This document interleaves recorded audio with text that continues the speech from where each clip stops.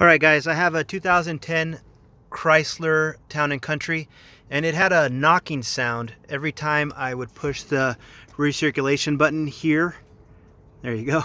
And it's the blend door actuator, and it's a little tiny piece, a little motor in here. It looks just like this. All right, pretty basic. It has two screws that hold it in there. They're number 20 Torx. So if you have one of those, you can take this part off. I'll show you where it's at. First thing I had to do was remove this piece from under here. There's two clips that hold it on. It's these little guys. Sorry, my car is dirty. It's these little guys. If you have the little plier things like this, really makes it easy. But I got those off. And then let's take a look underneath. I'll show you where it's at.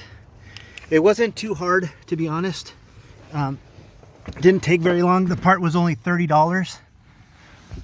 The hard part is getting my big butt in here. All right, so that's the actuator right there. All right, it's got a screw right here, and then one up opposite corner up there. And then you take those two screws out with the number 20 Torx.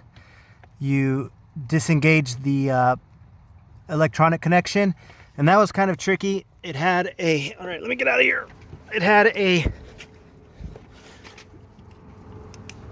little red clip that you have to push up, and then a little gray toggle that you have to push down. And once you push that down, you can jimmy it out of there. And then I just went down to O'Reilly's, got the replacement part. It was 30 bucks, and plugged it in, put the two screws back in, and now no more problem. So hopefully that helps somebody. Good luck.